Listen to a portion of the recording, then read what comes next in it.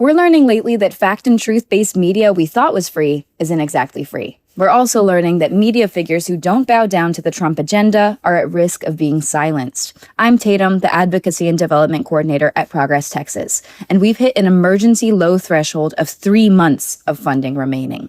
If you've come to rely on our work supporting the truth and standing up for progressive ideas and actions, we need your help. If only 10% of our audience signed up as monthly contributors of at least $10 per month, we'd make our goal of funding for the next year, during which we'll be covering the all-important 2026 midterm elections and so much more. Please help Progress Texas keep going and join the fight with our summer vacation membership drive, happening now at progresstexas.org. Thank you. People in Austin are very clear that Governor Greg Abbott is a coward for sending law enforcement officers to go arrest elected officials. Greg Abbott is a coward for using his office to help protect Donald Trump instead of trying to protect flood victims. What Greg Abbott said he wants to do is remove basically all of the state elected officials that represent my home city of Austin. That is unprecedented. Greg Abbott is saying that he wants to create a single party state here in Texas by removing basically all of the Democrats from office. That's never happened in the state of Texas, and we're not going to let it happen. They're trying to suppress the votes of black and brown Austinites right now under this map. We won't let that happen, because if they're able to suppress the votes of Austinites under Trump's plan, then soon enough they'll try to suppress the votes of all Americans. Austin Congressman Greg Casar from a protest at the governor's mansion near the Texas state capitol in Austin yesterday via the Associated Press. It's Tuesday, August 5th, 2025, and this is the Progress Texas Daily Dispatch, rapid response on the breaking news stories Texas progressives need to know.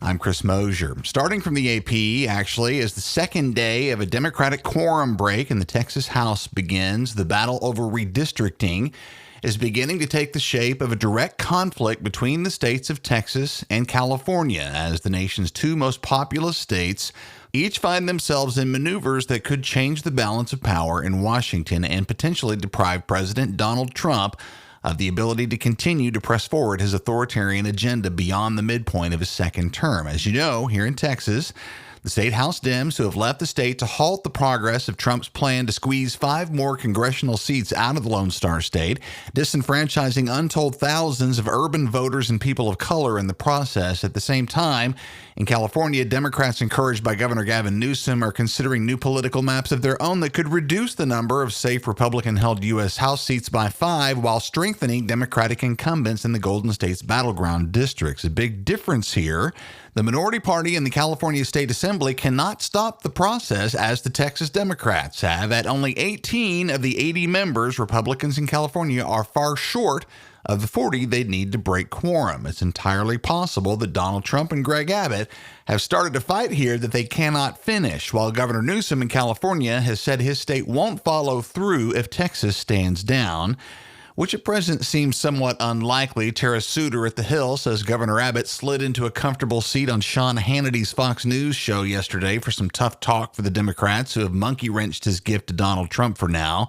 The governor told Hannity essentially, as he sees it, resistance is futile for the Dems, saying that the Democrats are, quote, freaking out. I'm not sure I agree with that characterization at all, considering that denying quorum is a long-standing strategy that just about all major legislative bodies have seen their minorities employ occasionally when the majority goes over the edge, as they have in Texas. Closer to what I'd call freaking out is the demonstrative threat of arrest and removal from office that the governor has laid out for the AWOL Dems. On that first matter, Eleanor Klibanoff at the Texas Tribune says the Texas House voted yesterday to issue arrest warrants for the more than 50 Democratic lawmakers who were not present when the chamber gavelled in at 3 o'clock yesterday afternoon, a largely symbolic and empty tantrum considering that these warrants do not lead to civil or criminal charges should they be executed, and that they only apply within the state lines.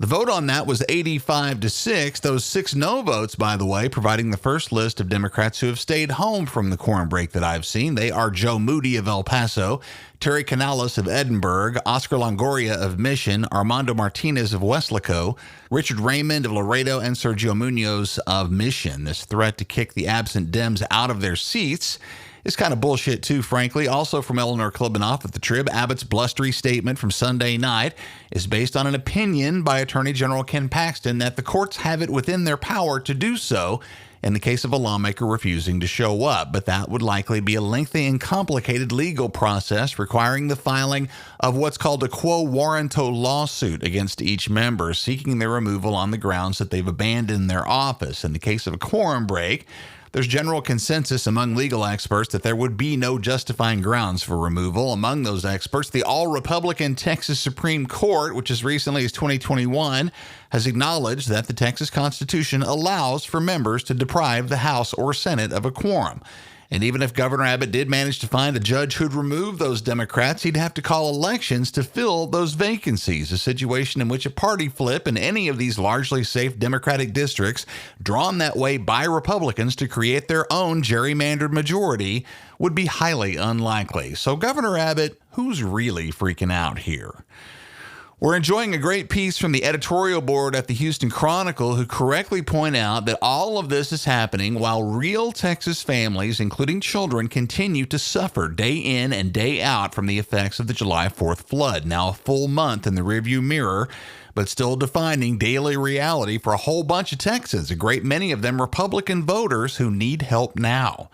As we've said, this doesn't require action from the legislature, really. Governor Abbott has the power to send this help right now. The Houston Chronicle board addresses the governor's other threat to charge the quorum breakers with felonies for fundraising in order to pay for fines and expenses related to their sudden interstate excursion. They say, quote, in normal times, such preposterous threats might be waved off as bluster from a state leader who's completely lost the moral high ground and perhaps his grasp on reality. But things are a bit dicier these days with Trump back in office, effectively puppeteering Abbott from the White House. We wouldn't put it past the president to drum up some bogus pretense for sending federal law enforcement to Chicago to collect the AWOL Dems, unquote. And I promise you that's a real concern for the lawmakers who are out of state on a mission of real personal hardship and sacrifice. We'll be bringing you updates from as many of them as we can get on the line while the quorum break continues. Austin listeners and soccer fans, take note. We're planning a live podcast taping event for Monday, September 15th with All-Star Austin goalkeeper Brad Stuver. We'll be talking about Brad's progressive activism along with his wife Ashley, both of their ventures into political advocacy, including their own Brad and Ashley Stuver Foundation, and the courage it takes for public figures to stand up for what's right. All at Hop Squad Brewery in North Austin near the stadium and co-hosted by Landon Cottom of the Austin FC podcast Moon Tower Soccer. Sponsorship opportunities are available now, and individual tickets will go on sale soon at progresstexas.org. Again, mark your calendar for Monday, September 15th for our live podcast recording with Austin FC goalkeeper Brad Stuver. Our mission at Progress Texas is to counter the billionaire and corporate-funded conservative disinformation machine at a moment when funding for public and independent media outlets and media figures who don't bow down to MAGA is under full attack. Progress Texas relies on listener support to keep going, but we've lately come within 3 months of running out of funding. Thus, we're continuing with our summer vacation membership drive.